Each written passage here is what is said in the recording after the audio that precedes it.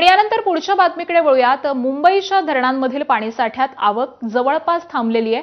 कालच्या तुलनेमध्ये पाणीसाठ्यात फक्त 0.01% वाढ झालेली आहे। 7ही धरणांमध्ये सध्या सरासरी 49.84% पाणीसाठा आहे, तर गेल्या वर्षी आजच्या दिवशी 74.47% इतका पाणीसाठा होता।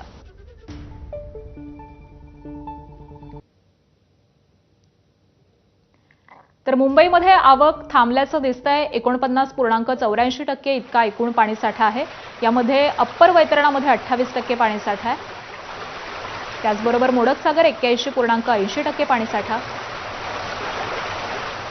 पुढचं धरण आहे तानसा 8.68% पाणीसाठा।